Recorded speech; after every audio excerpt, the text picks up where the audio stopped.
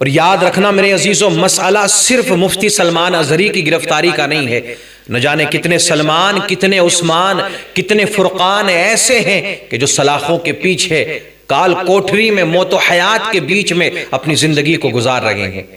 کہ جن کا کوئی قصور نہیں ہے، صرف یہ قصور ہے کہ وہ مسلمان ہے، ان کے چہرے پر داڑھی ہے، اسلامک لباس وہ پہنے ہوئے ہیں، اور کسی چھوٹی سی بات کی بنیاد پر ان کو گرفتار کر کے جیل میں ڈال دیا گیا ہے۔ اب ان کی پوری زندگی برباد ہو چکی ہے، پوری زندگی ختم ہو چکی ہے، لیکن ان کو رہا نہیں کیا جا رہا ہے۔ نہ جانے کتنے ایسے ہیں۔ یعنی سوچنے والی بات تو یہ ہے میرے عزیزو کہ یہ اتنی چھوٹی باتوں کے لیے گرفتار کیوں کیا جا رہا ہے، خاص طور سے مسلمانوں کو، خاص طور سے اسلامک اسکالرز کو۔ اب آپ دیکھیں 2 سال ہو گئے جناب حضرت قمر غنی عثمانی صاحب کو، ذرا سی بات پر ان کو گرفتار کر لیا گیا لیکن آج تک نہیں چھوڑا گیا۔ تو یہ ساری سوچنے والی باتیں ہیں، یہ فکر کرنے والی باتیں ہیں، یہ غور کرنے والی باتیں ہیں۔ اور جہاں تک مفتی سلمان اظہری کا معاملہ ہے میرے عزیزو، تو کوئی اتنی بڑی بات نہیں کہی تھی انہوں نے، اور نہ ہی کسی دھرم کو ٹارگیٹ کیا تھا۔ ساری تقریریں ان کی اٹھا کر کے دیکھیں، سارے بیانات اٹھا کر کے دیکھیں، اور اکثر آپ دیکھیں جتنے بھی علماء ہیں، مقررین ہیں، واعظین ہیں جو ہندوستان کے اندر میرے عزیزو رہتے ہیں، بستے ہیں، وہ کسی بھی دھرم کو ٹارگیٹ نہیں کرتے ہیں، اور آج تک نہ ہم نے کسی کی دھرم کو ٹارگیٹ کیا ہے۔ آپ ہندو ہیں، آپ سکھ ہیں، آپ عیسائی ہیں، آپ بدھسٹ ہیں، آپ جس مذہب کے ماننے والے ہیں، آپ اپنے مذہب کے حساب سے اپنی زندگی کو گزاریں، ہمیں کوئی مطلب نہیں ہے۔ آپ کا مذہب آپ کے لیے ہے، ہمارا دین ہمارے لیے ہے۔ ہم کسی کے دین کے بارے میں، کسی کے معبود کے بارے میں کوئی بات نہیں کہتے ہیں، اور نہ کی ہے آج تک۔ لیکن ہاں، جو اللہ کی رسول صلی اللہ تعالیٰ علیہ وسلم کی شان میں گستاخی کرے گا، جو آقا کریم صلی اللہ تعالیٰ علیہ وسلم کی ذات کے بارے میں غلط جملے نکالے گا تو اس کو جواب دیا جائے گا، اور یہی جواب مفتی سلمان اظہری صاحب نے دیا ہے۔ جب اتنی چھوٹی چھوٹی باتوں کے لیے گرفتار کیا جائے گا، اتنی چھوٹی چھوٹی باتوں کے لیے ریمانڈ پر لیا جائے گا، رہا نہیں کیا جائے گا، تو مجھے بتاؤ کہ مسلمان پھر کہاں جائے گا؟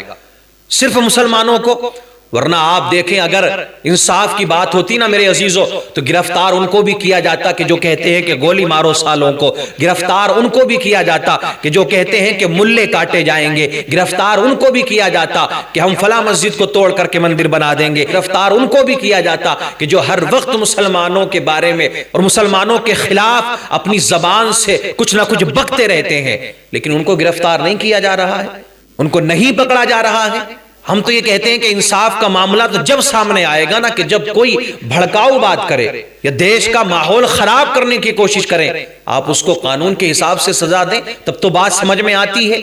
لیکن صرف ایک سمودائے کو ٹارگیٹ کرنا، صرف ایک مذہب کے ماننے والوں کو ٹارگیٹ کرنا کوئی اتنی بڑی بات بھی نہیں۔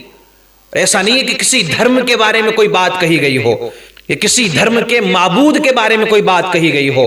کہ ہاں آپ کسی دھرم سے تعلق رکھتے ہیں تو آپ کے جو معبود ہیں، آپ جن کو اپنا معبود مانتے ہو، ان کے بارے میں کوئی غلط ٹپڑی کی ہو، غلط بات کی ہو، صرف ایک شعر کی بنیاد پر گرفتار کر لیا جائے گا، ریمانڈ پہ لے لیا جائے گا۔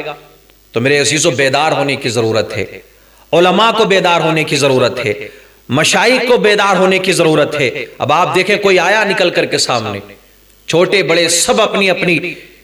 جگہوں پر مستی کے ساتھ میں زندگی گزار رہے ہیں۔ کہاں گئے وہ پیر کے جن کے ایک کہنے پر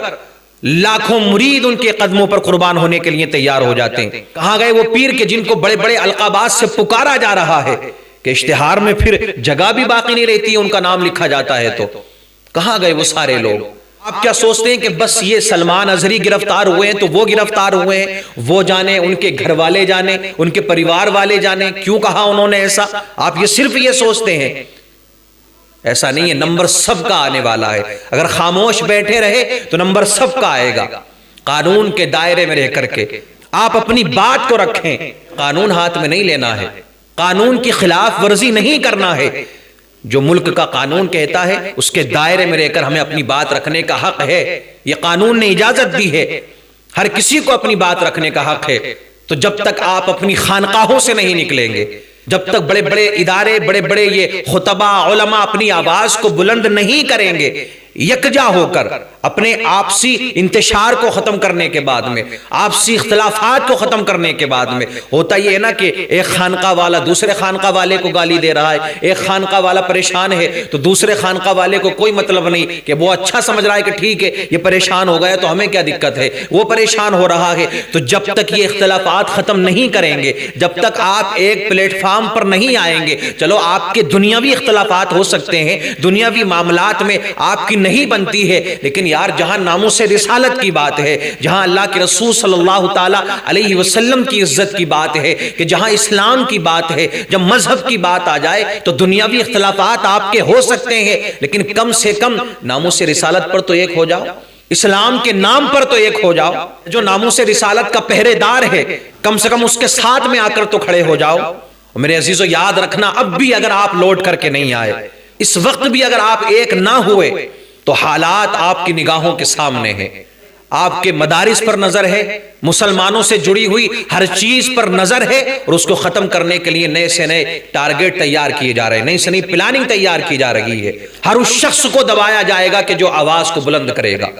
اگر وہ مسلمان ہے اور حق کی بات کرتا ہے، اپنے دھرم کی بات کرتا ہے، دین کی بات کرتا ہے، تو اس کی آواز کو دبایا جائے گا اگر آپ متحد نہیں ہوتے۔